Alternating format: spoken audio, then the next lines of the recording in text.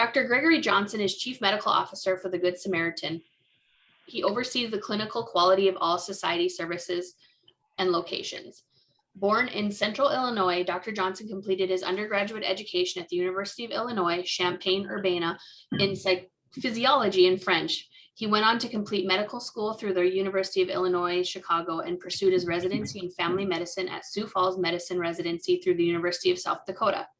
During his residency, he developed a passion for geriatrics and long-term care that led him to complete a fellowship in geriatrics at the University of Illinois, Chicago. He started a geriatric program at a health system in Central Illinois, where his group of 15 providers delivered care to over 25 senior living sites. Dr. Johnson has served on multiple roles related to quality, value-based care, population health, and accountable care over the course of his career. Having begun with the society as the medical director for Great Plains Medicare Advantage in 2019, he assumed his current role in March of 2020. So thank you so much, Dr. Johnson, for joining us today. And if you'd like to go ahead and share your screen. So I have no disclaimers to make in terms of interest in the drug industry or big pharma or anything like that. It's just me and perhaps my geriatrics background that I bring today. So our objectives, we will talk about definition of delirium, how to recognize and assess delirium, risk factors for the same, interventions, and prevention. You'll hear and probably know is probably more key than the management. And then we'll talk about treating delirium itself. Is there, I'm just curious if I can see in the chat, what is our makeup in this call? Is this, can you, maybe if I can just see kind of a ticker tape go by, put in your credential or role, if you're an administrator, if you're a director of nursing, if you're a physician, resident, social work. I know that we have a kind of a broad swath, and maybe I'll tailor a little bit the content. So it looks like right now we have a lot of social work. We have some second-year medical students. We have RNs, case managers, admins, things like that. So, but mostly social work, I will say. Very good. Okay. So not a whole lot different than the objectives, but here are the topics to be covered. We'll do some general facts. Just like there is in almost any medical lecture, we always give you an impact, like epidemiology, demographics, like how many people and to what degree it impacts, risk factors, signs, symptoms, assessment, causes, evaluation, management. It's almost really just follows the format of an H&P. So here's some general facts, and I pledge to you that I will not just read some slides. I'll try to give you some anecdotes and we'll talk through things. I will add some color as we go, but there isn't a lot of color to add when we're talking about the definition itself. Delirium, a disorder of attention and awareness that develops acutely and tends to fluctuate. You'll see this called out multiple times in the slide deck, but key in this definition are the fluctuation part and the acute part. And so whereas if I were making an analogy, a heart attack is to heart failure as delirium is to dementia. Dementia is that thing we have chronically over a long period of time that doesn't change and maybe doesn't have spikes, at least arguably not as many. And that's whereas delirium is this thing that kind of waxes and wanes. And you'll hear later, well, I guess it's on this slide about hypoactive and hyperactive, but a lot of times delirium looks fidgety and it doesn't look static. There is the hypoactive where a person perhaps with dementia, now picture someone who's way less active, way less cognitively present than usual. There is this hypoactive and flat low activity version. There's a hyperactive version. That's the one that's probably really easy to see. I won't say that it's necessarily more common, but we miss it less when somebody's fidgety and worried and can't focus and they're here and then they're there. That's hyperactive. And then mixed, and mixed can be just as striking because it's kind of people going from this hypoactive phase where you're like, wow, he's kind of like out of it. And then he's like all there except like crawling the walls and then out of it again. So that's also quite noticeable. In a way is all over the place in literature and in textbooks talking about delirium. So you'll see Dr. Inouye cited multiple times. He calls it acute brain failure. So just kind of another mental picture for how we can conceive of this. Potentially preventable and potentially reversible. And we'll talk about a little bit about reversibility later. So incidence and prevalence. I am not going to read all the stats in this slide, but this is supposed to be one of those impressive slides that says, while this happens a lot, while it costs a lot of money, it's more frequent at the end of life. I think those of us who take care of people in their dying days know that, we'll see kind of some terminal delirium commonly, up to 85% of the time, in fact. And I think the preventability to me is a little bit in question. How did we get to that number? That is from Dr. Eli, and I'll admit that I didn't pull that article, but I think it's a little difficult sometimes to say what is preventable, but there are some good tactics that we'll cover later for trying to prevent dementia in a person you know is at risk. Places where we see it often and commonly would be the intensive care unit, in hospitalized patients, and in postoperative patients. And again, we'll kind of bring that all together into like, what do those things have in common a little bit later. Delirium's impact on patients. Cognitive impairment can last up to 1 year. So this is very real. I think that when we said it was acute and it happens all at once, it doesn't mean that it always goes away all at once. I had a psychiatrist attending who said, delirium is a little bit like an oil spill, and think oil spill and an inflammatory oil spill, that it kind of like gets all over the place and sometimes it takes a bit to clean up. And about a third of the time, I misspoke, about 1 in 20 patients will have a pretty severe episode of delirium and they never come back. Either if they're had dementia, it's a major step off for them. There was no vascular event and they didn't have a stroke. They just had delirium, lost a lot of function. And when it cleared, it didn't clear all the way. And this is their new normal. So it isn't, it happens acutely and most of the time goes away, but not always. Physical function can be impaired. So this is obviously a big concern for those of you in nursing homes. If we have somebody come into the nursing home, they're there for rehab.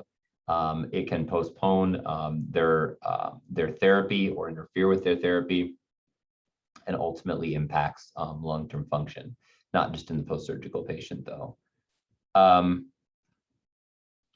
think these are more just stats, and you've likely read them by now.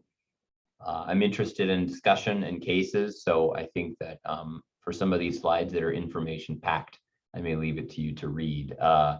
Delirium's impact on patients. This is the last slide on this. Delirium is not just, it is considered a medical emergency. And I remember being told that in medical school and in residency, that because of that whole oil spill piece, and psychiatry really sees it as a fire that needs to be put out. Those were the people who trained me. That's where they were like, we need to get on this, because the longer it sits, sometimes the longer it is to get the fire under control, if you will. And I think a sense that the higher there is for potential persistent damage, if you will. So just persistent delirium is a poor long-term outcome predictor. Here's a diagram. This is in textbooks, and you see it generally about when people talk about when they talk about delirium. I think that it's not, it's probably not just like earth-shattering as diagrams go, but it tells the story of a vulnerability on one side and an event that capitalizes on that vulnerability, if you will. So on the left, you'll see a spectrum of predisposing factors. So I think we all generally know this, but the risk when you have dementia already is way, way higher that you're going to have delirium. And so a delirious patient who goes to the ICU, that's a pretty high risk situation, and something that we ought to plan around, because that's that makes it a very high likelihood event. I'm not sure quite what they're getting at with the two lines crossing. I know that there's we clearly have a spectrum on one side and a spectrum on the other. You see this diagram a lot, but to me, what I zoom in on is, okay, well, you can have a low vulnerability patient, somebody who's physiologically, even if not chronologically, very young. So like that young 65-year-old, they have no medical problems and they go in the hospital for an appendectomy. I would put appendectomy kind of low on the precipitating cause side. That's not somebody who I think is really high risk for an event. But if you take a dementia person and you do an open heart, that's somebody who it's major surgery. They're going to end up in the coronary ICU afterward. And this is somebody where you really have to be careful around delirium, or at least be very watchful of it as well. So here's just a blow up of the one half of the slide where we talk about predisposing factors. And advanced age, clearly a risk. Dementia, delirium in a patient without dementia associated with incident of dementia. Also delirium in a patient with established dementia associated with accelerated cognitive decline. So all that to say that thing about sometimes people have that episode of delirium and it makes their dementia worse, and they don't actually sometimes come back. I would tell, I'll actually pause for a minute and tell a story. This was quite some time ago, but it was my own father. And he was living with us because of his dementia, him and my mom. And I'm comfortable with the humor in it, and so I hope you can be. There was eventually a sad ending to it, but again, I'll tell the story and you see how you feel about it. But the piece that was surprising to us, Dad could still drive a riding lawnmower. And so he spent a lot of time taking care of the yard, even though he had dementia. And Dad, I came home from work one day and I saw my beehive, all of its parts spread across the pasture. And I thought, what in the world? And I said, honey, what happened? Like, my beehive is like a mess. And she's like, wow, we didn't understand, but Dad came in and he was swatting at all of these bees. The punchline, if you will, of the story was this, or at least the end of the story. He had run into the beehive, backed into it with a lawnmower. He came in, nobody knew why. And it wasn't the bee stings, but this tells the story of how medications impact it. I don't know if there's anyone already guessing where this went, but he went into an urgent care, kind of unbeknownst to me, and they gave him quite a bit of prednisone. They gave him Solumedrol and quite a bit of prednisone at once, which is one of those medications that's very, very typical cause of delirium. We're very careful with steroids, especially high dose in the elderly. And he had an episode of delirium. He became acutely violent. He went into an inpatient setting, and he was that 1 in 20 that never came back. He was at home. He was forgetful. He was mowing the lawn. He wasn't driving anymore, but he was interactive. And after that, there was never a rebound. He became institutionalized after that, and behaviors were an ongoing issue. And that was kind of the experience. We're like, wow, this really is about an oil spill, and it was an acute incident, and it resulted in a permanent loss of function. So the other predisposing factors that are listed here, I think that what I'd call out about the functional impairment in ADLs and the sensory impairment, how can I say this? I think that when we are trying to keep someone in a good spot relative to rehab, and I'll back up further. So there's a stenosis. Stenosis means narrowing or tightening or restriction, right? So homeostasis, I'm being quite professorial here, I know, but homeostasis is like our ability to be shoved, if you will, by some stress in our environment and for us to kind of stay on our feet, figuratively.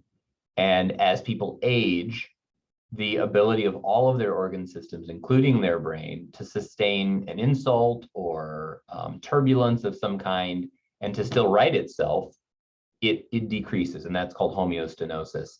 And that's some of these things, like when we are trying to militate against someone's getting a delirium, it is about decreasing the stresses in their environment, running the system, if you will, priming the pump, making sure that they're getting sleep and rest and food, and that we're not disturbing, we're not frankly causing any physiologic stress. When we talk about stress, we're talking about like a hard day at work.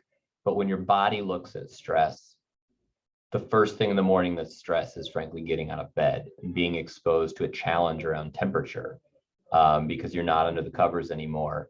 And when you miss your first meal, and then your body has to make do with the calories from yesterday. So maybe developing this concept too much, but the stress on the whole system is, if you look at categorically with the things that we're later going to talk about, how do we protect people? It's about de-stressing the whole system, because while we used to think that the brain was isolated up here on the other side of the blood-brain barrier, it is very much tied in to every other system in your body. And when the body receives stress, and when it's not receiving either exercise through just small things like ADLs, and it's not receiving normal inputs, like because I can't see, I'm challenged by my environment, I can't hear, I can't navigate. Those things are either all psychological or physiological stresses that just tip a person over the edge. So those predisposing factors of like homeostenosis and kind of instability because of an older organism, those are key. And then all it takes is an event to kind of challenge that balance. And then if the body can't sustain it, then that's where we end up many times with delirium. So the common ones are acute cardiac events. We'll see somebody in a geriatric unit and they had a heart attack, and it shows up as delirium. Acute pulmonary events, same thing. They'll have a pulmonary embolism, like a clot go to their lung, shows up as delirium. So precipitating factors, this was back to the ADL slide, but bed rest. Somebody who has it's like sensory deprivation, right? No stimulation from the environment, not too much, but no stimulation at all from the environment, no one interacting with them, and not kind of that creature comfort around socialization. Drug withdrawal, these are common, fecal impaction. I think the story here is that there are so many things in the elderly that masquerade as something else. And that's because it is so easy to overwhelm their system, and then it comes out wherever it will. And sometimes it comes out in the form of altered mental status or delirium. Infections are common. We all see urinary tract infections as a cause of confusion and dementia. It isn't exactly that the E. coli or whatever bacteria is causing the infection went to the brain. It doesn't even mean that it's frank sepsis. It means that the same things that your body does to fight any infection, the chemicals that it sends out, those things eventually cross the blood-brain barrier and are part of an inflammatory reaction, and then your body kind of is stressed. So I think I almost covered this slide in advance of the slide, but those were predisposing factors that explain what is it about a person that makes them at risk for when an event, when a precipitating cause comes, tips them over. But this is more the explanation of why those two things interact the way they do. There's the risk factor model, the cholinergic deficiency model, and the inflammation model. I think what they all have in common is really kind of this death of a thousand cuts, the thing that disturbs kind of balance, that pushes someone over the edge. And the only one that probably deserves a little extra talk would be this cholinergic deficiency one.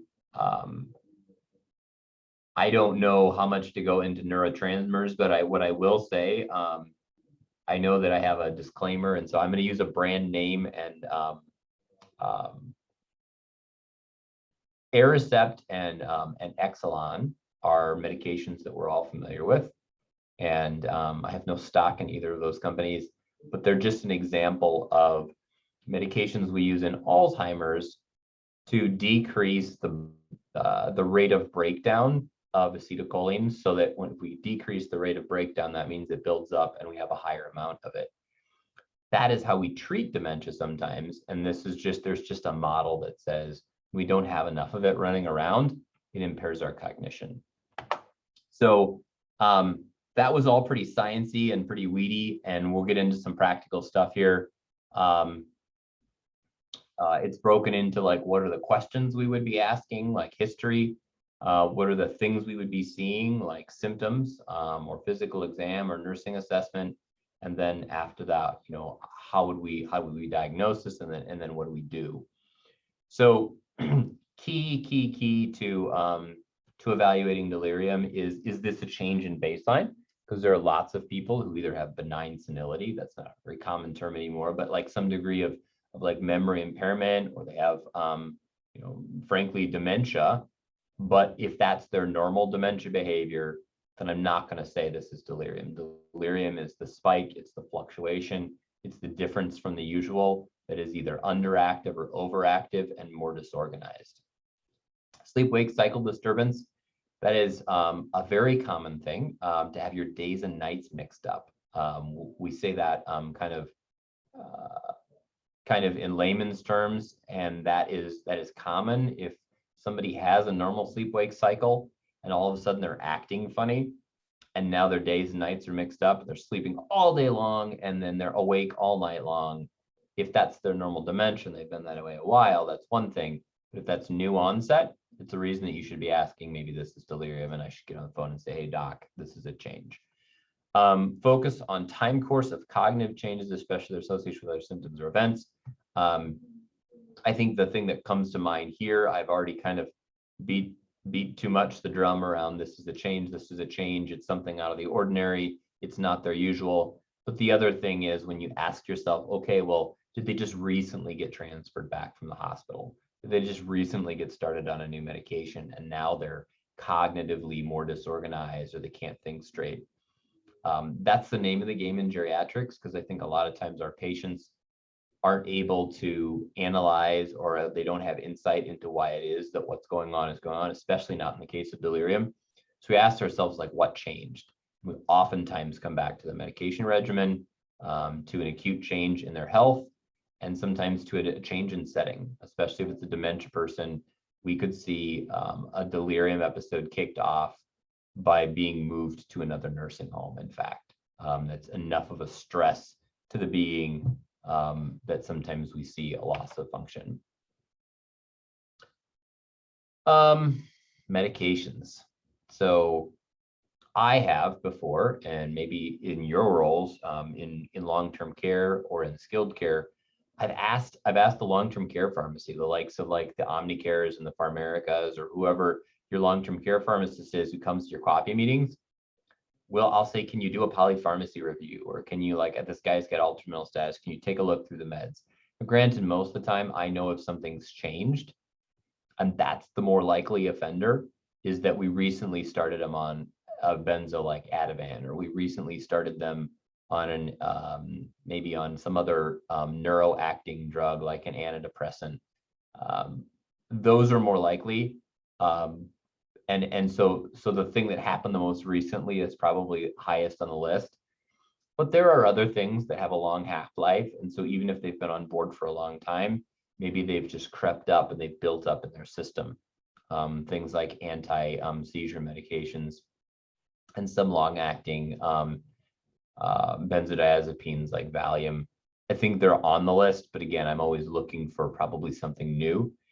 And then the one that's just the kicker, I think most people are pretty aware of this now, but Benadryl is not a good thing.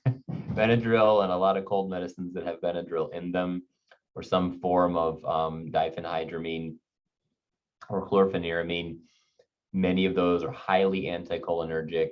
And back to that previous slide, the thing that we do, the acetylcholine, what we do for Alzheimer's, we give them something that pumps up their acetylcholine, those medications take it away.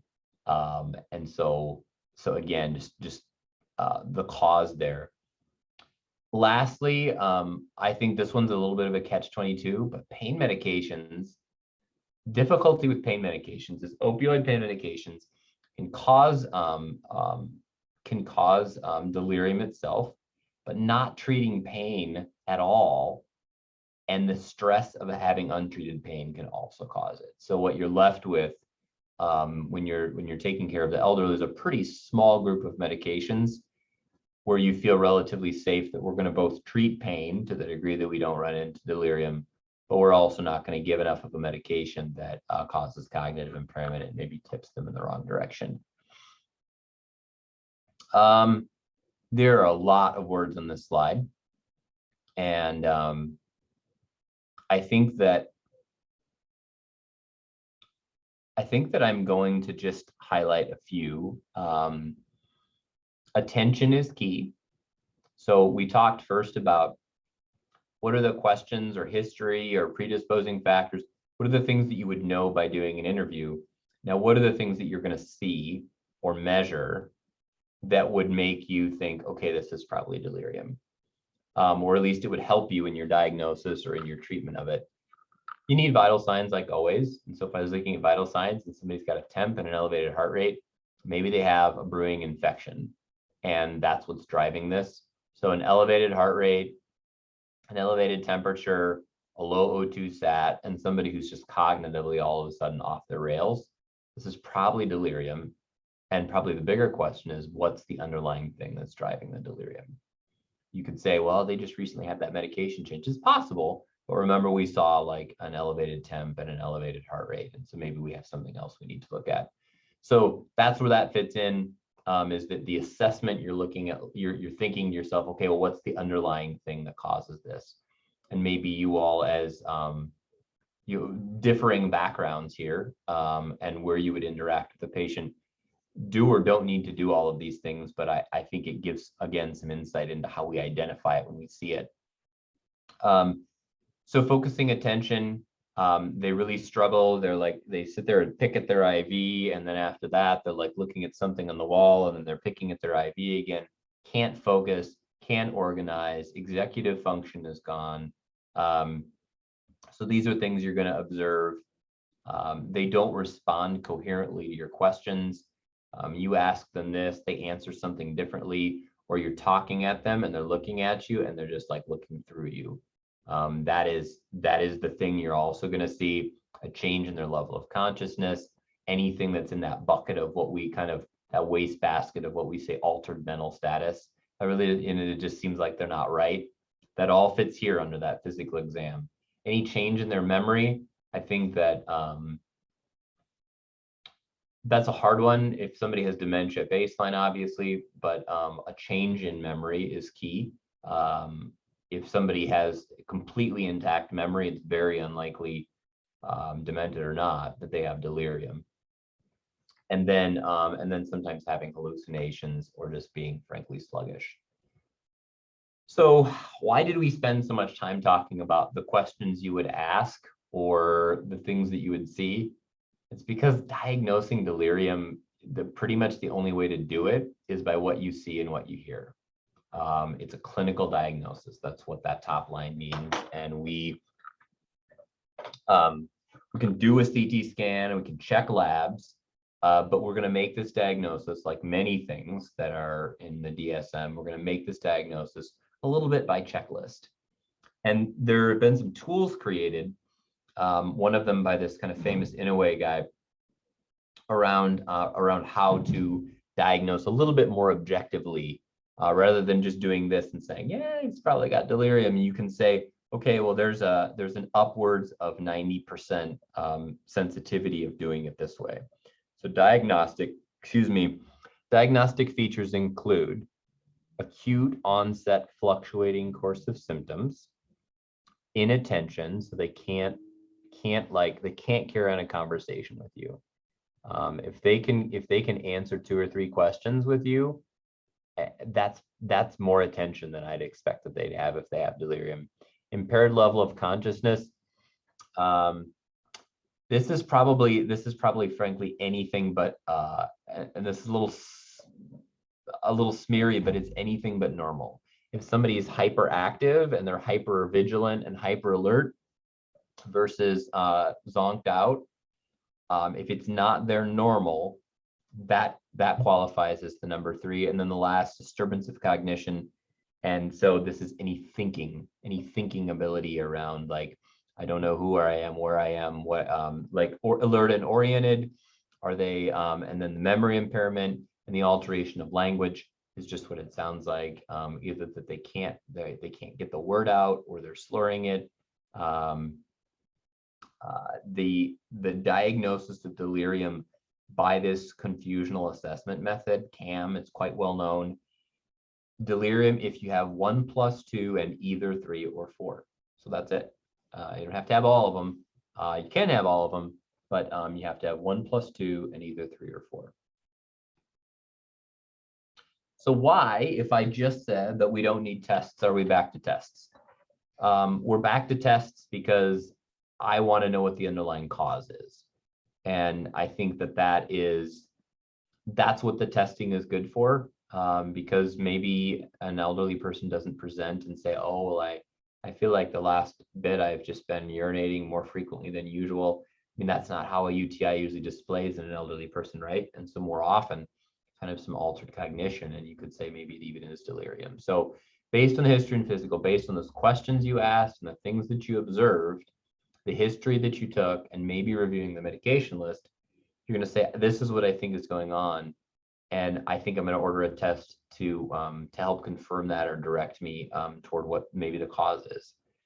So you can check a CBC, you can check electrolytes. All of the blood work is going to tell us about whether or not our heart, lungs, liver, kidneys are doing what they should, and our immune system, how activated it is. And that's kind of what the rest of these are too, right? The urinalysis, the tox screen is going to tell us about whether or not there are whether or not medications or illicit substances are a piece of it, and so on and so forth. And I don't want to turn this into a medical school lecture, but that's what the idea with all of these diagnostics would be. Again, not that I'm diagnosing delirium. I maybe get back an EEG that tells me about things being looking really disorganized in terms of brain waves, but all of the rest of these, none of these reports are going to come back and say delirium.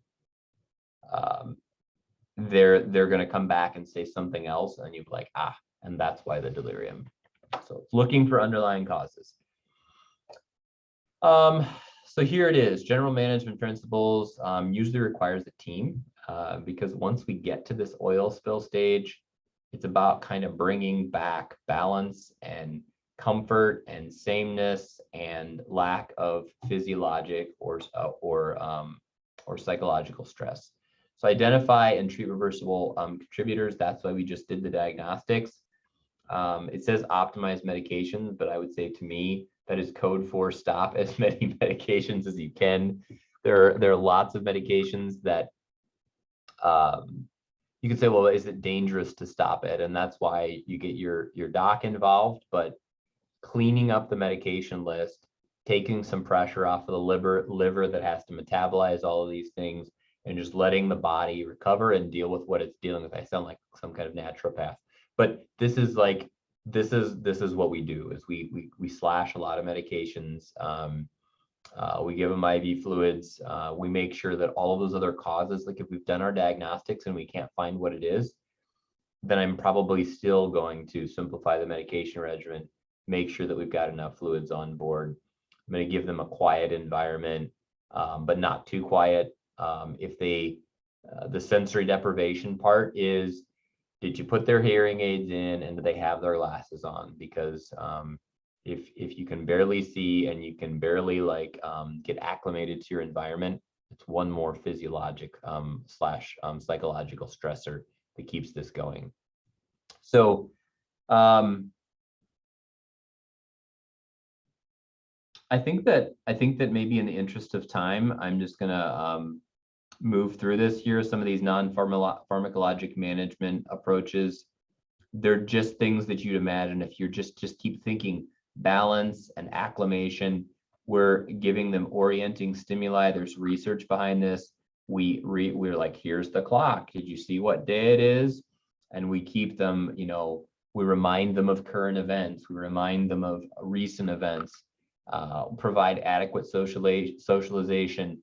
We're gonna probably not bring in 5 grandkids, but bringing in the family or helping them be with other people, making sure that they can perceive their environment as best possible. I already mentioned that.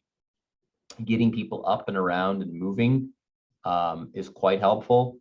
And then I think I already addressed those other 2 things.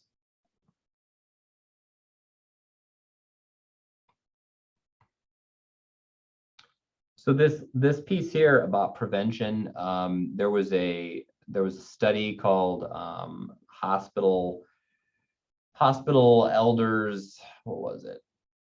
See if I can find it here. Hospital Elder Life Program. It was a delirium prevention program. And the study just showed that when we do some of the things on the previous slide, like we're making sure that we're addressing sensory impairment, we're making sure they have adequate fluids, we're trying to keep off of medications, make sure that they're getting sleep. And this one in particular had warm milk and back rubs and soothing music.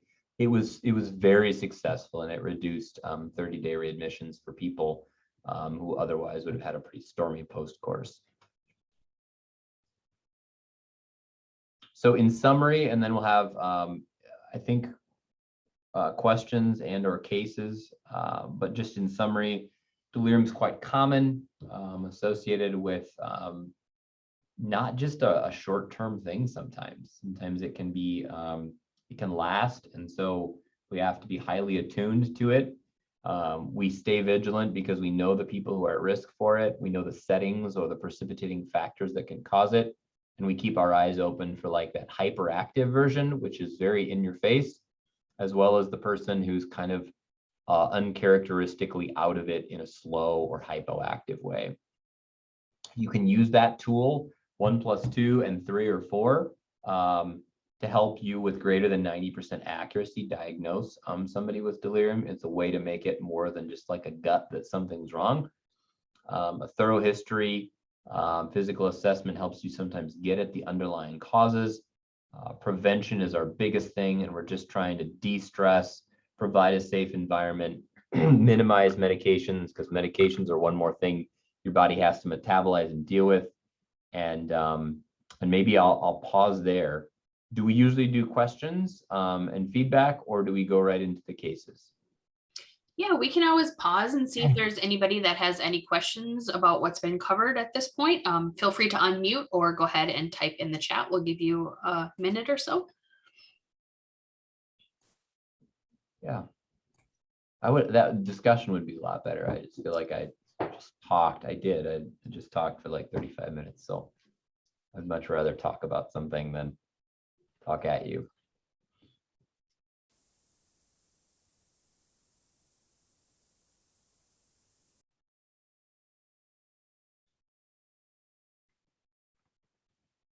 Getting anything in chat there?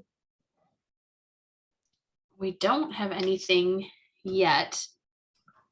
Waiting to see if maybe somebody's typing a long question. And in the meantime, if you want to go ahead and move on, and do you want me, if something does come through, do you want me to just kind of go ahead and interrupt, or do you want me to hold off and wait?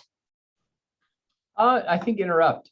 Yeah, we do have a question, actually. Super. A couple. Can you talk about delirium assessment in a home care, home health setting? Wow.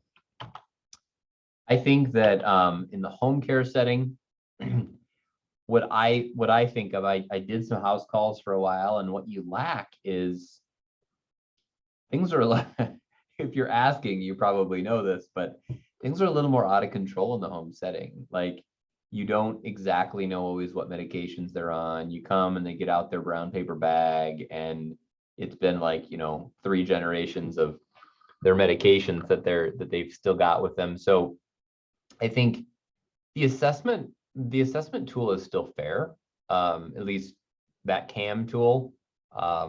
You can tell in relatively short order by either, if you were going to evaluate somebody, you could, this sounds like mini mental status maybe, but if you're looking for attention, you could be like, hey, could you, the normal one, can you spell world backwards? Because you have to focus on each letter. Or can you count backwards from 100 by sevens? And you'll see a person like get like one into it, and then they just like are gone and they're looking around. So you established an attention. You already generally have a sense that their mental status is altered, because that's why you're doing this. I think noticing their fluctuating attention, or their inability to kind of cognitively do anything. Like, you can ask them normal, like this is also mini mental status stuff, but it's the same thing that tests executive function and tests cognition. Simple questions like, if you found an envelope with a stamp on it, what would you do with it? That's pretty straightforward. Now, if the person has baseline dementia, that's harder. But if, again, we're talking about the home environment, we think somebody's had an acute change in their cognition, and they seem to fit the CAM criteria, then I think your next step probably is to call the attending, or call the nurse practitioner, whomever it is, and say, hey, this person's off. I think we either need to get them into the office for an evaluation. We need to talk about whether or not to send them in. What was your other question? Yeah, sure. So what is the longest period of time you have witnessed a delirium episode? I would say days, but most of the time it's because the settings where I see them tend to be in the hospital, and there are so many nursing assessments done that I want to believe it's not on longer because we catch it.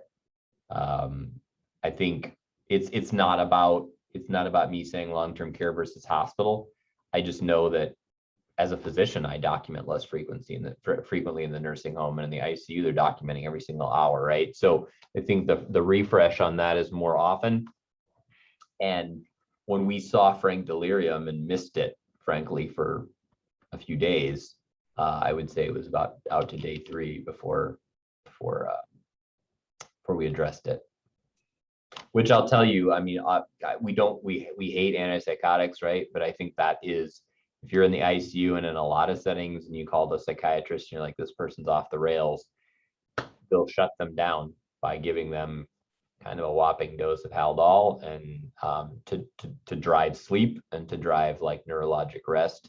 And sometimes when they wake back up again, life is a little better. And we do have one more. Do you advocate for the use of CAM ICU, or are there other assessments that can be more helpful? Look at you. All right, so there are different versions. It's not coming from me, it's coming from well, whomever you are, yes, there are different versions of CAM. I think that I picked not the ICU version just because I wanted it to be a broad, kind of broad in its scope and usability. Can you rephrase it? What was the question again? Just like, do I advocate for use of one over the other? Yeah, do you advocate for the use of CAM in the ICU, or are there other assessments that you feel could be more helpful? I think sometimes in the ICU, it comes down to there's a version of CAM, just like, like when you do your pain scale, there's a what's your pain 1 through 10, and then there's the pain scale where we do it just by looking at the person. There's a pediatric pain scale as well, where it takes less for granted that I have a willing participant who's able to answer questions for me. And sometimes when people are in the ICU, they're incapacitated enough that it's really by observation, that I'm going to look at them, I'm going to interact with them, and I can quantify some things and make a decision. And there are tools out there. I'm sorry that I don't have them kind of at my fingertips, but there are tools out there for use in the ICU that don't require an active patient or an interactive patient. Okay, and that's all we have right now in the chat for questions. If you want to go ahead and do the case presentations, and we can see if anything else comes through. Here it is. Okay. 84-year-old man is brought to the emergency department by his family. His daughter thinks he has mouth pain. We'll turn this into some kind of question, I think. She says that he does not want to open his mouth, and he grimaces when others try to open it. He usually eats well, but he has accepted only some liquids for the last 7 days. He has been more lethargic and less interactive with family over the past 5 days. History coronary artery disease, history of bypass, prostate cancer, moderate cognitive impairment, osteoarthritis and a bilateral knee replacement. So, so there isn't even a question yet, but I'm going to ask you, what are the things you see here that are predisposing factors? Somebody put it in the chat.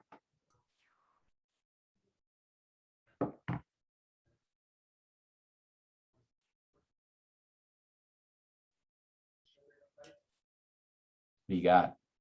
We've got MCI, we've got cognition,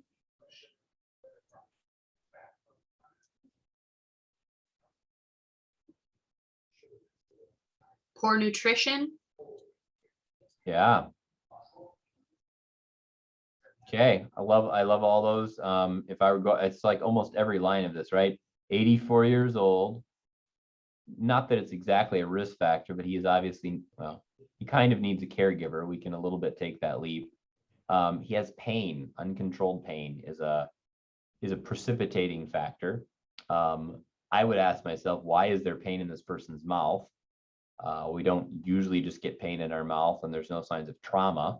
So the first thing that most of us think then is dental pain related to infection. So now we have a potential source of infection, increased inflammation in the body, which is going to push somebody in the direction of delirium.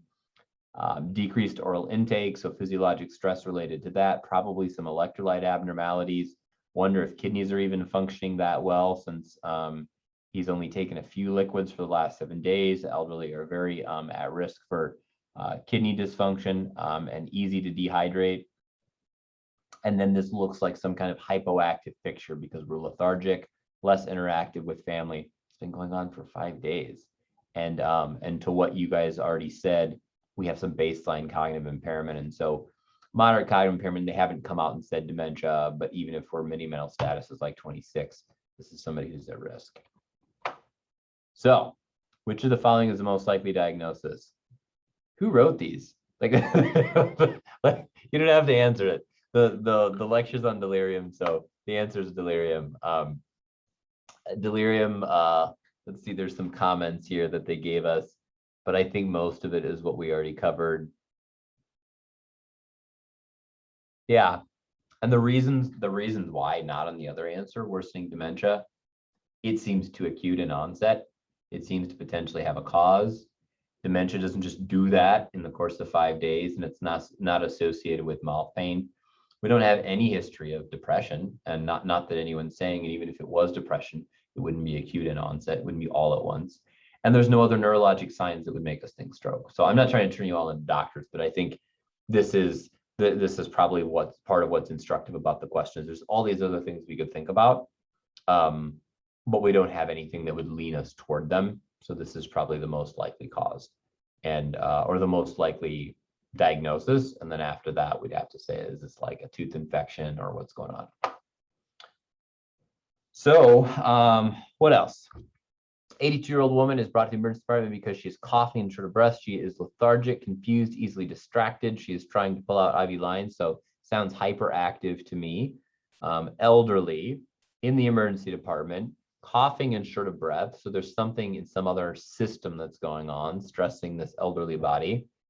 Has a history of heart failure. So heart failure, heart disease, blood pressure, and renal insufficiency. So this already sounds to me like this could be a heart failure. This could be a heart failure exacerbation with the cough and shortness of breath. This could be pneumonia with cough and shortness of breath. This could be pulmonary embolism. Oh, there it is. I didn't even read the next bullet. Heart failure is diagnosed, and the confusion assessment method is used, and it's positive for delirium. So now, which one of the following is the best initial treatment for managing the patient's delirium? And know that this is not a talk that's necessarily geared toward clinicians. So you don't, anyway, any guesses? What do you see on, what do you see in the chat? What's the guess? We have a couple of C's, so encourage family to spend time at bedside. Yeah, that's, oh, and on the boards, that's always the right answer too. You should pick the non-pharmacologic response. We don't do restraints. Haldol, while it is a choice, it's probably not the first choice. And the first thing you try is non-pharmacologic, because while Haldol is something they do reach for, I would say when you start giving people a cocktail of psychoactive medications, they all admix, and it can be just as much of a mess. So some hesitation about doing that first, and that's why C is the right answer there. And then last one here, an 80-year-old woman is admitted to the hospital. I'm sorry these aren't about long-term care, but I think they're all just as applicable. An 80-year-old woman is admitted to the hospital because of worsening agitation that began a few days ago. So elderly. Agitation is kind of not very descriptive, but says hyperactive to me. It doesn't say like she's just like laying around. She's more activated and not in a positive way. Parkinson's disease, we didn't really talk about it, but Parkinson's medications are pretty high risk. It is not just the acetylcholine, it's dopamine, and it's the balance between those two.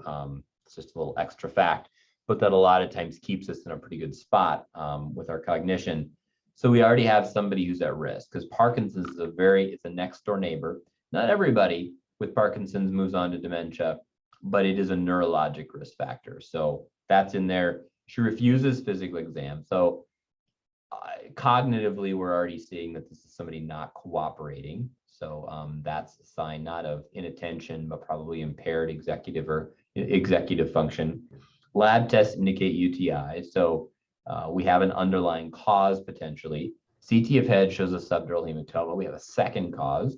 So increased intracranial pressure because we have a bleed in the head. She's trying to leave and cannot be redirected. So cognitive function is not right because there's hardly anyone who knew if they had these two health problems would say, I'm just going to leave, even though I have a bleed in my head. Her family is at her bedside. At 1 a.m., her agitation worsens. So she's up in the middle of the night. Days and nights are mixed up. And the patient tries to hit nursing staff. Probably also not rational. We don't have any history here that they did anything to her where it would be justifiable for her to defend herself. So she's been receiving her routine medications. Which one of the following should be started to lessen the patient's agitation? Well, this one is a little out of scope for us. I think, does anybody have an answer? This would be like extra credit, right up there with Cam in the ICU. Yeah. This one's extra credit.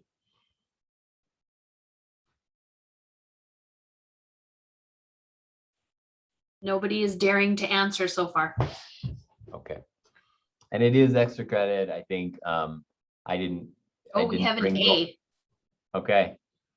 I didn't bring you guys all here to become clinicians and or pharmacists or anything. So this is all meds here. Citalopram would act relatively slowly. Benzodiazepines, which is lorazepam, have kind of that anticholinergic thing going on. So sometimes can worsen. And then because it's kind of like alcohol and then it causes depression and then there's actually like a backlash. So that's a problem sometimes.